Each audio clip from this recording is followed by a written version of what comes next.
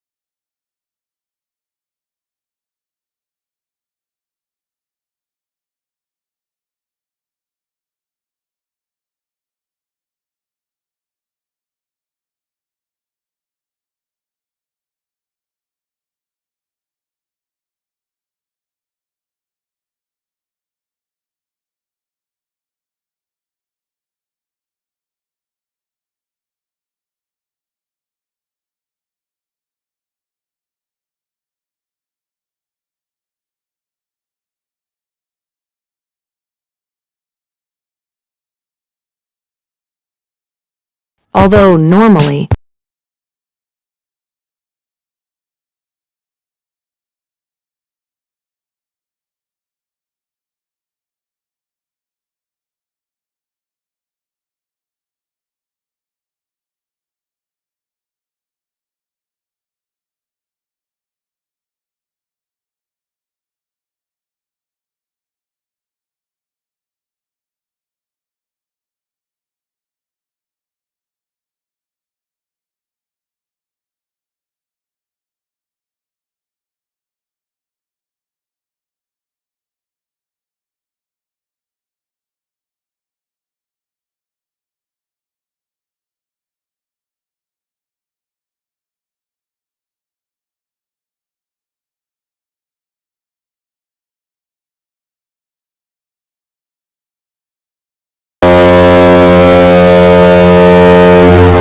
Hi, my name is Liam. My wife Olivia and I are both 49 years old. We were like everyone else, dating, then marriage, then after marriage a trip to Puerto Rico. Olivia is slim, 175 tall, blonde with long hair. I was happy with her. Then came our life together. Quite good, not boring, prosperous. We saw different countries, acquired real estate, gave education to our son. All in all, we've been together for 28 years. 3 years ago, my wife told me that she invited her friend, also Olivia, to one of the weekends. Generally, if they meet, then somewhere in a cafe, park, or take tickets to the theater. But that time they decided to have it at our house. And my wife asked me to go somewhere so that they could sit quietly, have a drink, chat, and all that. It was quite a normal request, because it must be said that our circle of friendship is very small and separate. She has only 2 friends besides this Olivia, and I communicate with only one classmate. By the way, in the first half of our life together, it was quite different. This half was quite a hangout, and she and I were often in different places and in big companies. But now, it's not like that anymore. Apparently, Sunday came. At 12 o'clock, my wife asked me to set the table and get the dishes out of the cupboard. Then she said that she was going to meet a friend, then they would go for a little walk in the nearest park and would come back in 2 hours. I replied that I would be gone in an hour and asked when to come back. Olivia said about 7 o'clock, and she left. An hour later, I started packing. Suddenly, I realized I wanted to know what they were going to talk about. Why? I don't know. I hesitated, realizing the ambiguity of, shall we say, such an intention. After hesitating, I did pull out my tablet, turned on the recorder, and tucked it away in a large cabinet in the room where they were going to sit, and left. I arrived at about 9 o'clock. The friend was already gone. I asked my wife how everything went. She said that everything went very well. At 11 o'clock she went to bed, and I said that I was going to sit up and went to the kitchen. A little later I went to the other room, got my tablet, and went back to the kitchen, plugged in my headphones, and turned on the tape. At first, I heard them coming in from the street. Then for a while, I heard only their distant voices. Finally, they came into the room, put everything on the table, and sat down at the table. They opened the champagne. Now their conversation was audible to me very well. They were talking about all sorts of nonsense, everything and nothing. All in all, the usual woman's gossip for 2 hours. Nothing special. Then they went to the kitchen, and for about 15 to 20 minutes I heard only voices, but not what they were talking about. When they came back, I realized that in the kitchen they started discussing quite different subjects, namely personal life and even, better to say, intimate. And it was clear from their questions to each other that they were mutually aware of what was going on. Thus, my wife told something about our sexual relations. As I have already said, she is a very attractive woman, and we have them. But Olivia, a friend, told me that she and her husband have not had a relationship for 2 years, and that she continues to meet with one of her supervisors at work, which the wife, I realized, was aware of. We talked some more about various intimate matters, discussed oral sex in detail. The friend, drunk, laughingly said that any good subordinate should hold a part of her boss in her mouth. And so, after a few minutes of their rather racy conversation, the thing happened that caused this whole story. Olivia, friend asked wife. Olivia, how come you cheated on him so much and he never found out about it? Then the next hour or so of their conversation was about this topic. I'm not going to recount everything I heard here, the details. I'll just say that I knew my wife was good with sex, but I was still surprised more than once when I listened to that part of the conversation. Basically, I learned that the first episode happened in '98, which is 3 years after they were married, and the last one 3 years before this encounter of theirs that I'm describing. Also, I learned about at least 4 lovers of my wife's one time or more or less continuous. And this is only what she herself had told me about these occasions with facts and details. But, as it followed from her revelations, as well as from the words of her friend, it was not the whole list. However, even here there was something to impress. For example, at the age of 33, she had an affair 2 months, I realized, with some dude 10 years younger than her. She herself suggested their first sex. When, on a walk, they passed some hotel, she asked him if he wanted to come in and arrange a room. Or there was a relationship with a foreigner. They met at his apartment. He was, according to her, very frightened of the possibility of HIV infection. So they practiced other ways of satisfying each other. This soon bored her, as she always preferred the classical genre of relationship development.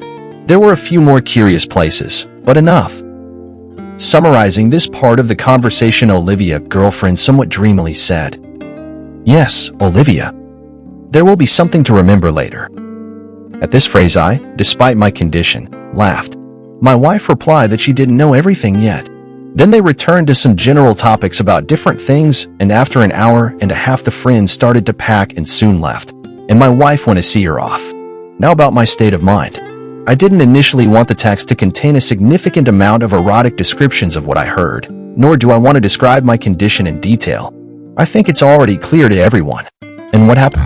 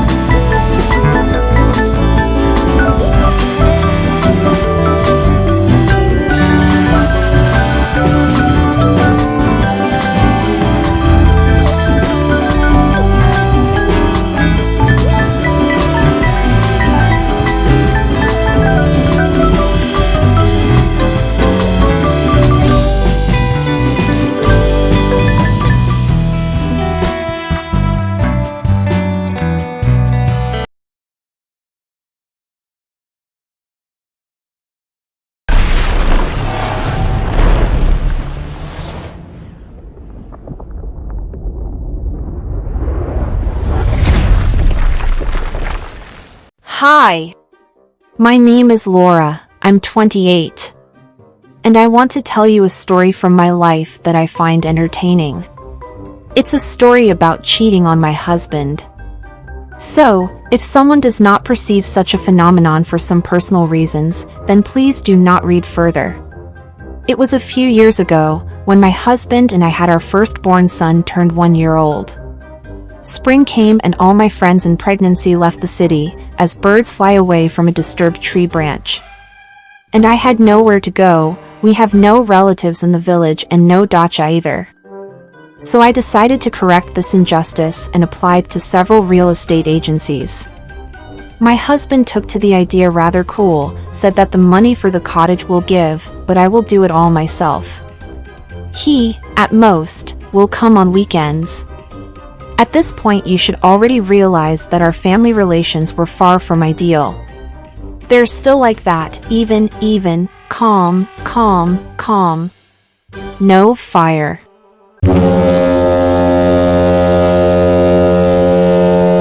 And I always wanted adventure. And, if during pregnancy, these desires of mine moved to the second and third plan, then a year after giving birth, everything came back. Ass wants adventure and all here. The first response from the agencies came 2 days later.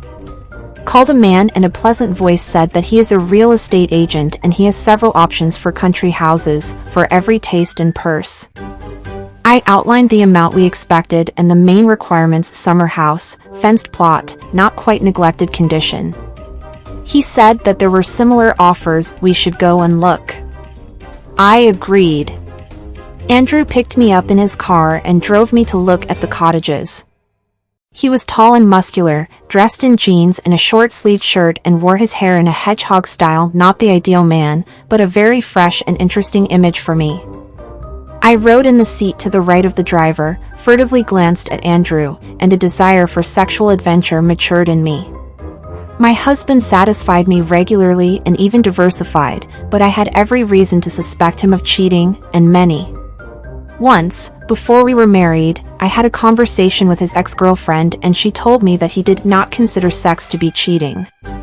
Andrew loves the process and appreciates variety, which leads to constant cheating.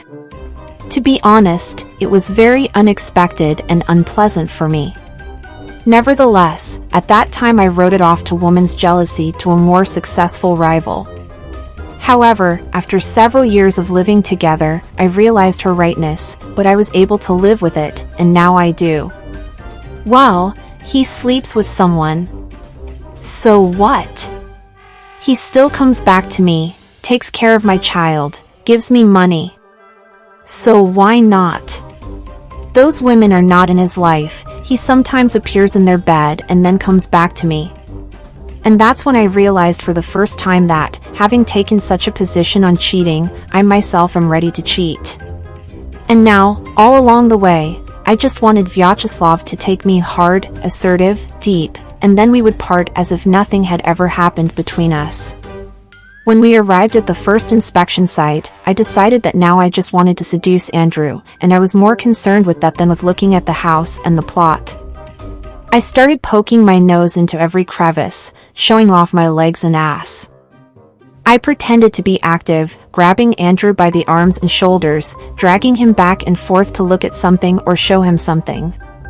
The effect was definitely there.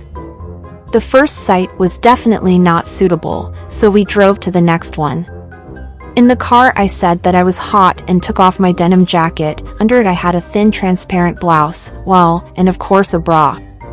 The sight of high breasts of full size 3 clearly interested my companion and he began to regularly divert from the road to look at me.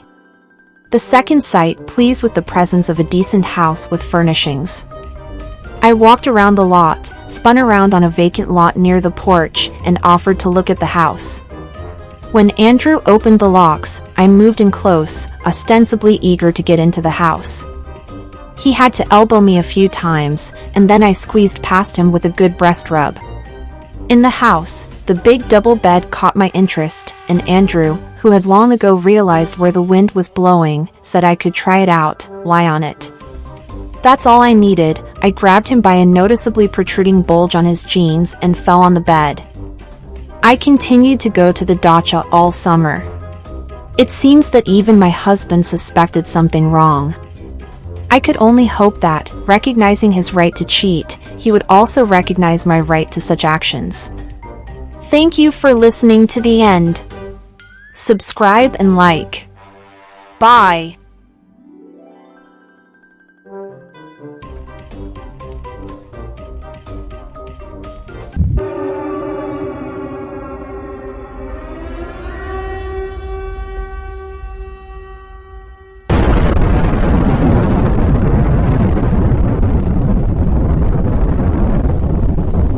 Hi! My name is Emily, I'm 32 and I want to tell you my story. I want to warn you right away, it is not for children's ears. Also, do not look for any deep meaning or hidden morals in it. They are not there.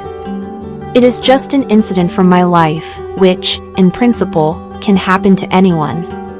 There is no need to condemn and shame me either. You can just envy me. But only in silence. So, let's begin.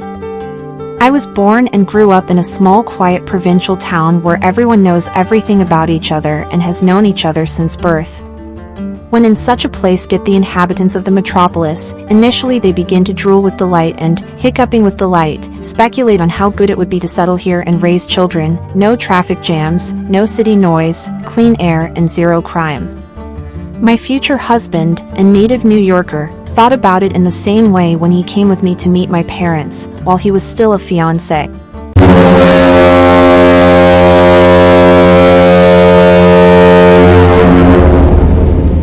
However, it was enough for exactly 3 days. And then he roared like a bison wounded by an Indian arrow in the scrotum. And saying that he was ready to love my city and my parents more than life, but from the other end of the country, took me to finish our vacation at sea. Frankly speaking, I thought that it would be enough at least for 5 days, but I then underestimated the evil tongue of my mother, then still full of strength and poison, sweet and pretty woman. In the 8 years of our marriage since then, their relationship has not gotten any better. So you'll understand why I visit my parents a couple times a year. With my kids. And without my husband. When COVID started, my parents came down with pneumonia, very high fever, and other goodies. When I found out that they are quite bad, I left the children on my husband, agreed at work that I'm moving to remote work, and flew to my father's nest. My parents took the disease very hard, affecting in age and chronic diseases. However, nothing critical did not happen and they slowly recovered. And I had a lot of free time, and this, as it is said in many sacred texts, a woman is never at a disadvantage. Before leaving for college, when I was still living with my parents in our town, my first love was our neighbor's oldest son, Joe. Handsome, athletic, captain of the high school soccer team. We were friends since childhood, constantly disappeared at each other's houses, and together with his younger brother Luke and a couple of other neighborhood kids regularly got into various small funny messes. Although Joe was 5 years older than me, his technical knowledge in the art of love was not much better than mine. Anyway, we helped each other lose our virginity, and after that we were proud to consider ourselves a couple. We dated for about a year, and then he went to college, and, although we swore to each other in eternal love, but after a couple of months I realized that he already had another there. When you're young, you experience everything poignantly and dramatically, but not for long. Tired of grieving for Joe, I fell victim to the persistent advances of his brother Luke. He was a completely different person than his brother, both in appearance and character. Probably, comparing him with his brother, I realized that in a man, of all the muscles, the most important for me is the brain. However, what you think is also very important. When Joe came home for Christmas, I realized that he tried to have a fight with my brother about me, but then they apparently shared me quietly, brotherly, and after that we all got along fine. However, our relationship with Luke didn't last long either. We both graduated senior year of high school and went our separate ways. In college, I literally immediately fell into the strong hands of my future husband. After graduation, I married him. In the same year, I had my first child and the merry-go-round began, work, home, mortgage. As I said, my husband's relationship with my mother did not work out immediately. Nevertheless, several times a year, I always came with my children to visit my parents for a couple of days. And naturally, during those days I met many of my childhood friends, including my brothers. And I even went to my eldest's wedding. We all had different lives. They both had failed first marriages and broke up. Joe in general returned to his hometown, lives with his parents and works as a gym teacher at the local school. And Luke after university ended up in Silicon Valley. Anyway, after the end of the pandemic, all our old company was gathered together. Everyone was going to be leaving soon, so we had a barbecue. The meat was delicious. And naturally, there was a lot of alcohol for such meat. At the end everyone felt, someone even let a tear, and even I, the honorable mother of the family, had a little too much to drink and made incredible pot on the dance floor. Well, and then it was even more fun. Because I woke up in bed with my two brothers. And judging by the specific sensations and fragments of memories, we were engaged yesterday, not only dancing. Now I'm writing all this and I realize that I definitely shouldn't tell my husband about it, even though he is aware of my childhood romances. However, to say that I am sorry, no. I don't regret anything. It was a wonderful experience. The guys were on top of their game. Probably, every girl in the depths of her soul dreams of a triplet when all the attention is directed at her. But holds back as a rule fear of publicity and disappointment.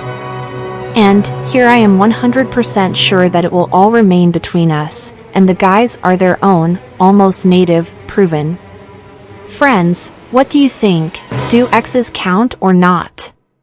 Thank you if you listened to the end. Like, And subscribe so you don't miss a thing.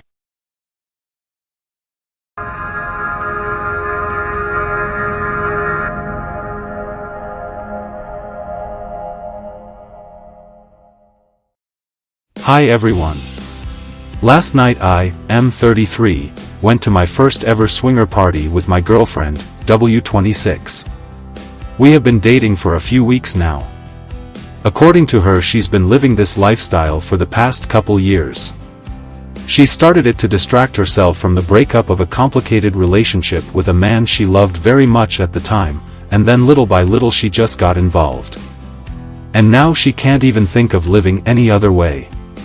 She likes this way of life very much and she does not hide it. I don't have such experience at all, but I was very happy to try it with her. I told her that for me the main stress factor in this event is that although I am a socially confident person, still at parties and clubs I get uncomfortable if I am alone in an unfamiliar environment. Before we went, she promised that she would spend the whole night there with me, and that she would not put any pressure on me to sleep with me or get naked, and that nothing would happen if I didn't want it myself and we would have a great time. It sounded wonderful. When we got there she gave me a little tour of the place, then we grabbed a drink and settled down at a table. There were lots of single guys around and very few single women.